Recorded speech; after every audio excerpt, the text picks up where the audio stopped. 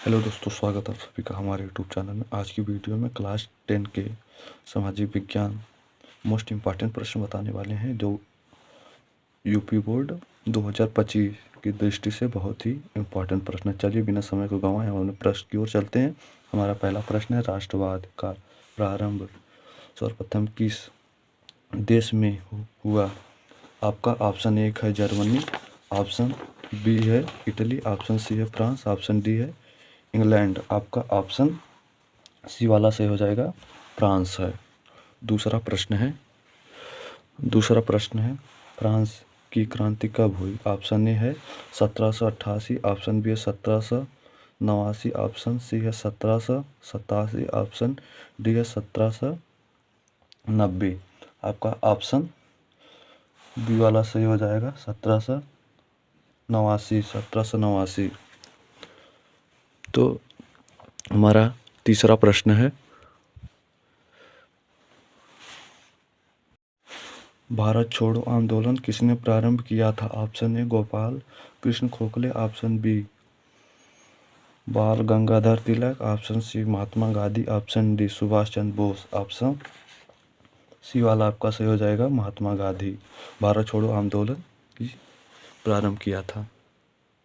चौथा प्रश्न है, चोरी चोरा कांड किस वर्ष घटित हुआ? ऑप्शन ए आपका है 1920, ऑप्शन बी है 1921, ऑप्शन सी है 1922, ऑप्शन डी है 1925। आपका ऑप्शन ए सही हो जाएगा, 1920 में चोरी चोरा कांड हुआ था। अगला प्रश्न है, महात्मा गांधी दक्षिण अफ्रीका से वापस कब लौटे? ऑप्शन ए आपका है 1904, ऑप्शन बी 1915, ऑप्शन सी है 1918, ऑप्शन डी है 1815। आपका ऑप्शन बी वाला सही हो जाएगा, 1915 में महात्मा गांधी दक्षिण अफ्रीका से वापस आए थे। आठवां प्रश्न है, 13 अप्रैल 1919 किस घटना से संबंधित है? ऑप्शन ए आपका सत्याग्रह आंदोलन की शुरुआत, ऑप्शन बी साइमन कमीशन का भारत आगमन, ऑप्शन सी असहयोग आंदोलन की शुरुआत, ऑप्शन डी जलियांवाला बाग हत्याकांड। आपका डी वाला आपका ऑप्शन सही हो जाएगा, जलियांवाला बाग हत्याकांड 13 अप्रैल 1919 को हुआ था। नौवां प्रश्न, संयुक्त राष्ट्र संघ की स्थापना कब हुई? Option A 1945, option B 1920, option C 1942, option D 1947। आपका राइट आंसर हो जाएगा 1945। ऑप्शन ए आपका सही हो जाएगा, 1945। 10वां प्रश्न है, प्रथम विश्व युद्ध प्रारंभ हुआ? Option A 1914, option B 1939, option C 1919, option D 1942। आपका ऑप्शन ए वाला सही हो जाएगा, 1914। अगर हमारी वीडियो आपको थोड़ी सी भी अच्छी लग रही है तो प्लीज़ चैनल को सब्सक्राइब कर दीजिएगा। पहला प्रश्न है, जर्मनी के एकीकरण में सबसे महत्वपूर्ण योगदान किसका था? इसका आंसर है, जर्मनी के एकीकरण में ऑटो वन बिस्मार्क का सबसे महत्वपूर्ण योगदान था। दूसरा प्रश्न, फ्रांस का प्रथम सम्राट कौन था? आंसर है, फ्रांस का प्रसा के राजा विलियम प्रथम को जर्मन राष्ट्र का प्रथम सम्राट था।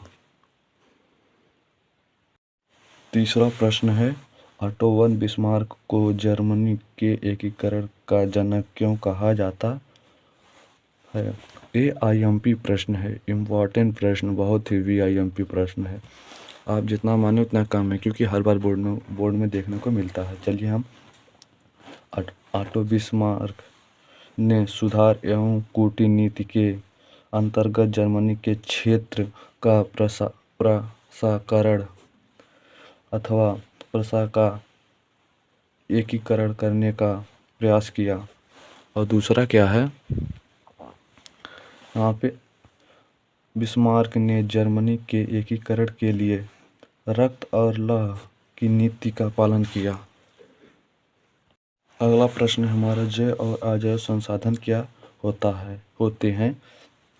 जय संसाधन ये सब आपके 2-3 नंबर वाले क्वेश्चन हैं, ज़्यादा लंबी नहीं है, इसलिए छोटे छोटे लिखेंगे तो आप जल्दी लिख लेंगे और समय भी खराब नहीं जाएगा आपका। चलिए, जल संसाधन किसे कहते हैं? वे संसाधन जिनमें प्राण या जीव होती है। तो चलिए हम हेडिंग को बताते हैं। वे संसाधन जिनकी प्राण जीव मंडल से होती है और जिनमें जीवन प्राप्त होता है, जैव संसाधन कहलाते हैं। जैसे जिसमें सांस होने की, जैसे गाय भैंस आदमी कुत्ता कोई भी हो, वो जैव संसाधन है। और अजैव संसाधन किसे कहते हैं? वे सारे संसाधन जो निर्जीव वस्तुओं से बने हैं, अजैव संसाधन कहलाते हैं। जैसे लकड़ी, घर कोई भी हो सका जिसमें श्वास नहीं होती है, श्वसन करने की अभिक्रिया नहीं होती है, वे अजैव संसाधन कहलाते हैं। अगला प्रश्न है, लोकतंत्र व्यवस्था क्या है? लोकतंत्र व्यवस्था किसे कहते हैं? पहले आप समझिए लोकतंत्र व्यवस्था। यहाँ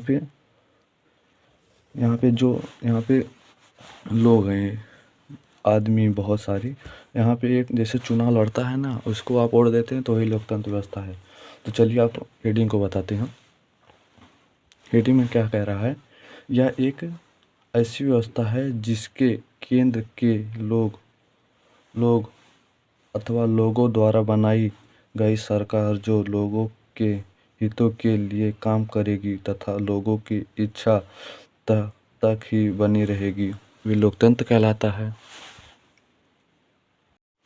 रॉयल एक्ट क्या है? ये VIMP प्रश्न है 2025 बोर्ड एग्जाम में, क्योंकि यह 18 से पहले से लेके 18, 19, 20, 21, 22, 23, 24, 25 सब में पूछा गया है। तो चलिए इस प्रश्न को पढ़ते हैं। रॉयल एक्ट किसे कहते हैं? रॉयल एक्ट 1919 ईस्वी में पारित। पहले आप समझ लेते हैं इसे कैसे किया गया था। रॉयल एक्ट का यह था कि वे किसी भी व्यक्ति को जेल में डाल सकते थे बिना मुकदमा, बिना वकील किए, और 2 साल की सज़ा होती थी। तो चलिए, रॉयल एक्ट 1919 ईस्वी में पारित एक ऐसा कानून था जिसमें भारतीयों पर किसी तरह के मुकदमे को चलाए बिना शक के आधार पर, खाली शंका के आधार पर, शक के आधार पर गिरफ्तार कर 2 साल तक जेल में बंद किया जा सकता था। पहले रॉयल एक्ट में यही था, किसी भी व्यक्ति को खाली शंका कर लिए, उससे बिना मुकदमा चलाए या बिना वकील कुछ भी किए, खाली संदेह के आकार में 2 साल का जेल हो जाता था। अगर वीडियो अच्छी लगी तो प्लीज़ चैनल को सब्सक्राइब कर दीजिएगा। धन्यवाद हमारी वीडियो देखने के लिए।